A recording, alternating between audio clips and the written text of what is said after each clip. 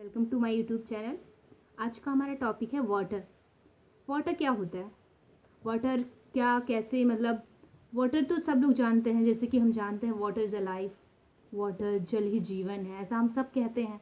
लेकिन उसका वाटर में हमारी केमिस्ट्री कैसे इन्वॉल्व है? हमारी केमिस्ट्री से वो मतलब इन्वॉल्व नहीं है, केमिस्ट्री ही है। वाटर वाटर भी केमिस्ट्री ही है, क्योंकि हम जितने भी चीज़ हम यूज करते हैं, हर एक चीज़ देखा जाए तो वो केमिस्ट्री ही है। क्योंकि और केमिस्ट्री ही नहीं कह रही हूँ, हर चीज़ में इन्वॉल्व होता है, तो केमिस्ट्री जनरली सब में इन्वॉल्व होता है।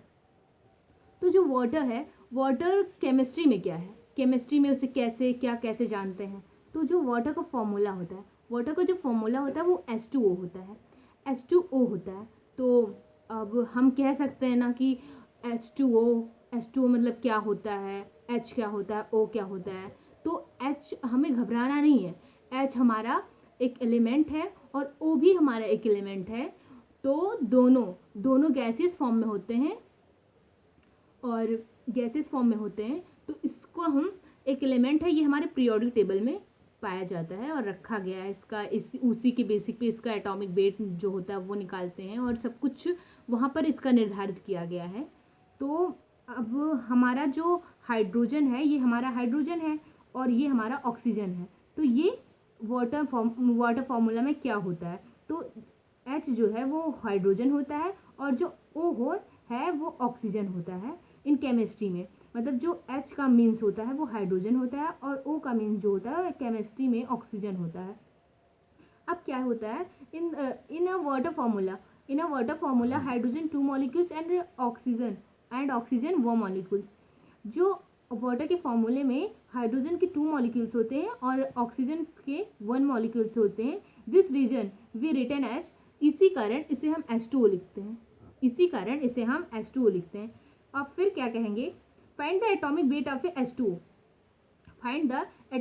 Of H2O। इसका एटॉमिक वेट फाइंड करेंगे। एटॉमिक वेट, अब सबसे पहले हमें एटॉमिक वेट फाइंड करना है, तो हमें ये जानना चाहिए कि हाइड्रोजन का एटॉमिक वेट कितना होता है और ऑक्सीजन का एटॉमिक वेट कितना होता है। तो हम जानते हैं कि हाइड्रोजन का एटॉमिक वेट जो होता है 1 होता है और ऑक्सीजन का एटॉमिक वेट होता है 16 होता है।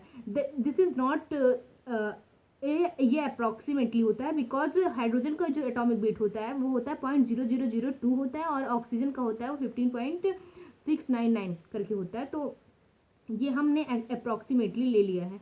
अब हम वाटर का निकालेंगे, तो यहाँ पर हाइड्रोजन के 2 मॉलिक्यूल्स हैं, तो 1 इंटू 2 हो जाएगा, तो 2 हो जाएगा और ऑक्सीजन के 1 मॉलिक्यूल्स हैं, इसलिए 16 इंटू 1 हो जाएगा, तो यहाँ पे 16 हो जाएगा। दिस मतलब इस तरह से हमारा जो वाटर का एटॉमिक वेट आएगा वो आ जाएगा 18। आप तो समझ रहे होंगे ना कि ये तो 2 है और ये हो गया 16, तो 2 और 16 को ऐड कर लिए तो हो गया हमारा 18। अब जो बॉन्ड एंगल होता है वाटर का, वो होता है 104.5। ये भी अप्रॉक्सीमेटली ही है।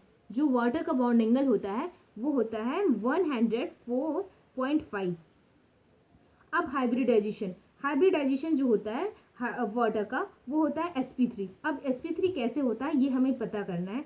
sp3 देखिए हमारा जो अब ऐसे हम बनाएंगे, बेंड शेप होता है वैसे हमारा ये, तो ये हमारा हो जाएगा, यही इसका स्ट्रक्चर ये हो जाएगा। तो हम देखो, हम हाइब्रिडाइजेशन कैसे काउंट करते हैं? लॉन पेयर को एक मानते हैं और दोनों लॉन पेयर एक एक हो गया और एक ये एक एक, तो ये हो गया 1 2 3 4 4 हो गया। तो 4 जब इसमें 4 जो 4 इसमें 4 इलेक्ट्रॉन पेयर हो गए, तो जितने इलेक्ट्रॉन पेयर होते हैं उसी को हम लिख लेते हैं। अगर 4 है तो इसमें हो जाएगा sp3।